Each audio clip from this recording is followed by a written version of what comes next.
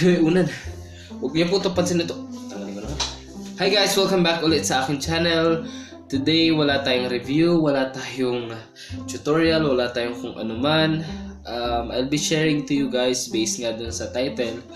I will just share to you my experience of my very first experience sa pagiging student intern. So if you want to know about my experience about being a student intern, just keep on watching. So ayun na nga. So just so you know, isa akong education student.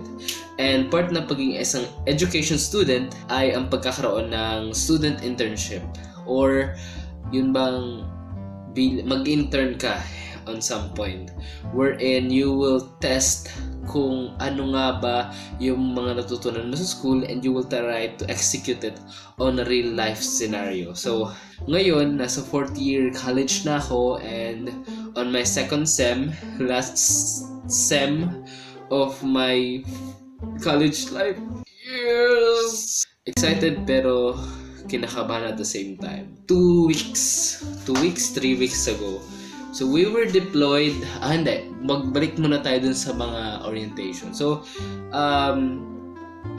just like any other courses na merong OJT na tinatawag, or on the job training, nagkakaroon muna tayo ng orientation na kung saan pine-prepare yung mga students kung saan ano nga ba yung mga bagay na dapat nila expect o dapat nilang pagdaanan at ang mga dapat nilang comply within or during na nasa OJT training sila or on the job training, which is also a great help to see whether there is such improvement or kung talagang na-execute ng mga estudyante yung mga napag-aralan or yung mga bagay na kailangan for their field of specialization. Tulad sa akin na nasa educational field na kung saan is kailangan ko magturo, it is a bit hard on my part wherein magtuturo na tayo na dati tinuturo lang natin yung mga classmates natin, nagtiteacheran sa harap ng mga classmates natin. Ngayon, harap tayo sa mga totoo at legit na estudyante ng high school. So just so you know, isa akong estudyante na kumukuha ng kursong Bachelor of Secondary Education. Major ko po ay English. That is why kaya tuturo ako sa high school. Just before we were deployed on the cooperating school, paano nga ba kami deploy? Paano ba kami pinag-divide? Paano nga ba ang ginawa? So sa school ko, ang ginawa nila ng SIPP coordinator or Student Internship Program in the Philippines coordinator namin, ang ginawa niya is meron na kasing mga na-contact silang mga school, high school and mga elementary school na kung saan even before nagde-deploy na rin sila doon ng mga student intern, na kung saan same as with this year, kinontak nila and nag-request sila if pwede ba or available sila for student internship na mag-intern sa kanila or mag-apply, and they said yes. And we are lucky kasi maraming mga high school and national high school dito sa lugar namin and neighboring towns na kung saan is malalaki yung population nila, kaya marami rin yung pwedeng ipasok na mga intern. At the same time, yung basis ng pagdidivide sa amin is on the other side is a choice of yours. Meron din naman depende sa location mo. Meron kasi kami mga classmate na nag-dorm, so it will be another burden for them kung sila pa yung madedeploy sa mga malalayo. Fortunate for me na taga dito lang and kaya ko mag-travel, so pin-prioritize muna yung mga nagdo-dorm na kung saan yung pinakamalapit sa kanila yung i-deploy. Pero sa akin, meron naman akong malapit na school na pwedeng i-deployan sana, kaso mas pin-prioritize muna yung mga do-dorm, and I do understand that, and wala namang hard feelings, wala naman. It is also a good thing for me to explore new field na kung saan mas malayo on a certain point, mas walang kilala, very isolated. Hindi naman siya isolated yung school, pero I think isolated kami kasi wala kasi kami kilala doon. Pero it was a good thing to experience new things. Ito na nga, so I was deployed at a nearby school. Isang jeep yung sasakyan to get there, and yung school na is kilalang kilala, and yung school na yun ay malaki, based from the number of population. Kung ikukumpara ko sa mga school deployed ng same as with my classmates, yung school ko ay may pinakamaraming population, I think. Sana hindi ako nagkakamali. Okay, dumating na tayo doon sa deployment time. November 26 around 1 p.m. Actually, nung umaga kasi parang merong program sa school and kailangan kong nandoon, pero unfortunately hindi ako naka-attend kasi may mga requirements pa kami na kailangan tapusin before we get deployed. And fortunately yun, natapos ko naman lahat ng requirements, and before 1 p.m. we arrived at the school. We're waiting for our dean together with our SIPP coordinators, and ayun, dumating sila. We were waiting, and then our SIPP coordinator together with our dean talked to the principal and the other officials of the school, and yun, nagkaroon ng agreement, signing of contract.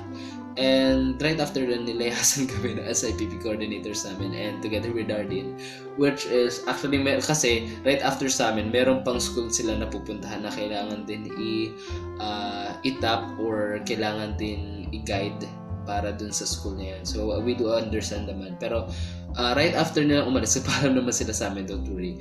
And then tinap na kami ng mga faculty ng school na yon, which is sa amin, ay English department, head ng English department.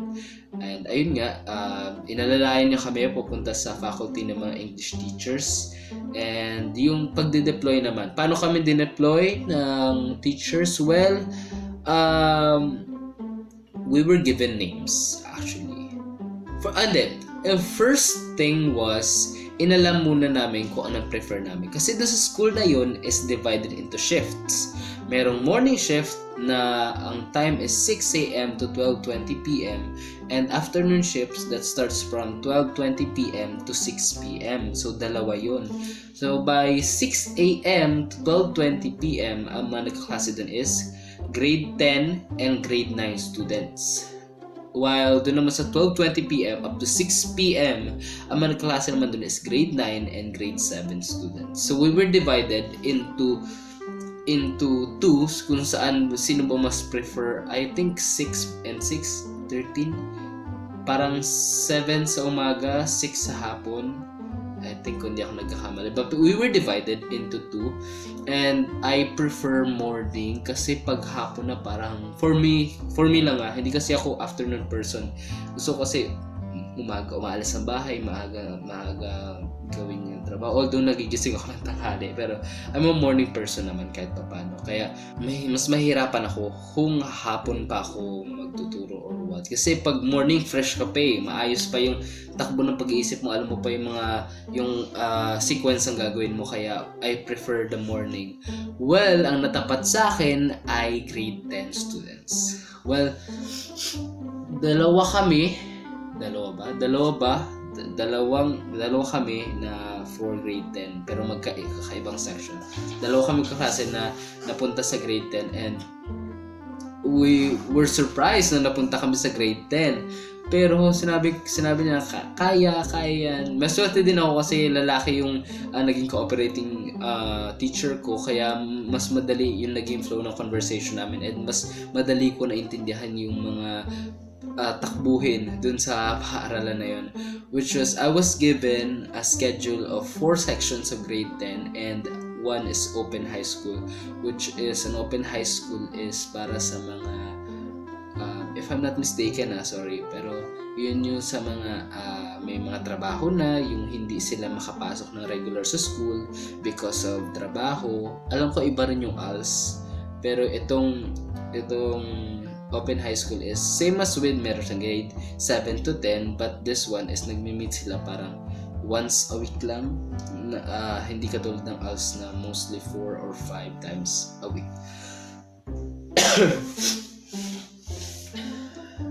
So ito na nga what happened for the first day of our internship. So nung first day of internship namin, we were lucky because actually there is parang contest. It is celebration of English month. November is English month, and may mga pa-activities sila, especially English department, nakatoka doon. Parang cosplay. So they each year level needs to prepare a cosplay that they will be showcasing outdoor. And we were lucky because we were able to witness that execution of activity. And surprisingly, my friend, who is also an intern, was called to be one of the judges kasi isang judge is hindi nakarating. So, isang judge ay naging klasiko, o yung klasiko ay naging isa sa mga judge. And I was also chosen as one of the judges sa isang competition, which is oration or oratorical reading, na kung saan napili ako dahil biglaan talaga siya. So, nagulat ako, and actually doon ko napansin na they were really good in speaking the language, and I was so impressed by the way they speak, the gestures, and so much more. So talagang pinaghandaan yung activity, and that was the very first task I was into, yung pagja-judge, although na hindi naman talaga ako nagja-judge before, but there were some, pero hindi talaga sa mga ganong literary competitions. But I really enjoyed actually to see students who has the potential to speak the language at the same time to convey the message of the reading or what they have memorized. But anyways, the second day was actually may klase ako ng 6 a.m. So I was given the time sheet o parang schedule of my class. So I thought that each day isa lang yung section na tuturuan. So pumasok ako ng mga bandang 7. So nagulat ako na wala din yung wala din cooperating teacher ko. Tapos sabi niya sa akin, "Sir, late ka." Sabi ko, "Sir, nakalagay po dito 7 pa yung klase tuwing Monday." Yun pala, ang ibig sabihin pala may nakalagay kasi na free day, na kung saan there is a specific day for every section that hindi kami mag-meet.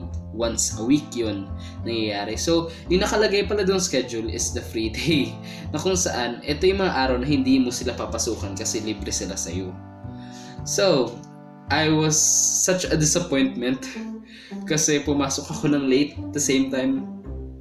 Nakakaya. Pero thankfully forgiving yung cooperating teacher ko, and I was able to proceed to my next class. But yung all throughout the week na yun is most likely observation lang, anong ginagawa, anong routines ni sir, and so much more. All throughout the week is nag-observe lang ko, inalam ko kung ano yung mga routines ni sir, kung ano yung mga estudyante. At the same time, syempre, I have to introduce myself. Sir gave me time to introduce myself, and take advantage ko na yun to set rules, to give my expectations to the class para alam nila kung ano yung magiging routine ko sa mostly 2.5 months ko na pagstay dun sa school na yun or sa classroom nila. And thankfully, yung mga class ko naman is napaka-cooperative naman nila. Hindi naman sila masyado makukulit. Although na there are students na makukulit talaga, and hindi naman talaga natin may iwasan yun. Talagang it's normal to have that diverse students in a school or in a classroom situation. Kaya nga, we are teachers. We are supposed to adjust depending on the need and depending on the kind of student that we have. So yan na nga, 1 week have passed, and Sir think that I'm already ready for my internship, or I'm ready to teach the students na. So by the first Monday, eto pa, medyo epic to kasi 'di ba, the next week, the following week, Monday, siyempre excited na ako kasi magtuturo ako for the first time. Unfortunately, hindi nakasama ang panahon. Around 4 a.m. nagising ako, and may mga kulog kidlat, may mga ganyan. So, inisip ko na, baka kulog kidlat lang yan, wala yan, di mo totoo yan. Hanggang 5 a.m. bumuhos na yung malakas sa ulan until 6 a.m. supposedly I should travel by 5:30 or around 5:30, 5:45. But unfortunately, I wasn't able kasi talagang bumuhos na yung malakas na ulan and I was not able to come to the jeep nor to travel through motorcycle. So, I was late for my first class. Thankfully, again, that sir is very, let's just say, very, how do I put it into words? Understanding si sir na naintindihan niya na malakas na naman talaga yung ulan sa Palo. Kahit dun sa lugar na yon, malakas talaga yung ulan. So, he take initiative to teach while I'm still not around. And dun dumating ako, medyo late talaga, around 30 minutes na natitira. But still, sir, let me introduce my topic, to do my motivations and so much more. Talagang he gave me time to prepare for it and hindi ako nagkamali, and thankfully, he gave me time, and I told him na it won't happen again, sir. It's just that it's really rainy outside, nahirapan na po talaga mag-travel, and he really do understand, and he really did appreciate na kahit kasi basang-basa ako noon, and dumiretso agad ako sa classroom para lang maka-attend ang first day ko, and yun, so consecutive na yung mga tuturuan ko ng mga araw na, and of course, since umaga yung klase ko, kapag vacant, talaga natutulog ako kasi doon na talaga yung excuse me. Yun lang talaga yung time na pwede akong matulog kasi talaga hassle. Pero I really enjoyed actually teaching students. Kala ko magkakaroon ako ng hard time, especially grade 10 yun.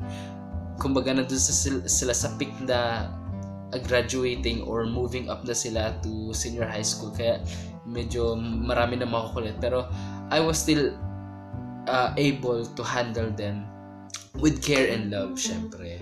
So kung may mga nanonood ng mga estudyante ko dyan, huwag kayong makukulit, that's sinasabi ko sa inyo. But now, after 2 weeks, I was able to get along with my students. I was able to know some of their names, and I was able to execute my lesson very well. And si sir, lagi kami ino-observe. He always makes sure that our routines will be smooth and flawless para mas madaling maintindihan ng mga estudyante yung tinuturo. Kasi it's really hard for a teacher to explain or discuss a lesson, especially if the topics are really hard. Kasi meron tayong mga slow learners and fast learners, and hindi natin maiiwasan yun. Kaya kailangan natin ng marami-raming pasensya and marami-raming techniques para i-showcase yung lesson sa ating mga estudyante. So, it's now Christmas vacation, and I told my class naman to have their Christmas vacation kasi the next year's class will start by January 2. So January 2 is may hangover pa ako noon from New Year. So basically magtuturo na kami agad-agad. So pero for sure naman konti pa lang papasok by January 2. Expected na yun. Guys, thank you for watching this video, and although nasalita na ako ng salita, sana naintindihan nyo yung pagsalita ko kahit may ubot, sipon ako, pero for those students out there who is also taking their OJT and who will take their OJT, I advise you to just always have a peace of mind and enjoy what you're doing, because at the end of the day, you will put a smile on your face and others' faces. Thank you for watching, guys, and don't forget to click that like button and share this to your friends, and subscribe to my channel. I-hit nyo yung notification bell para lagi updated sa mga bago kong videos. This is Emil, Benito, guys. Bye! Merry Christmas!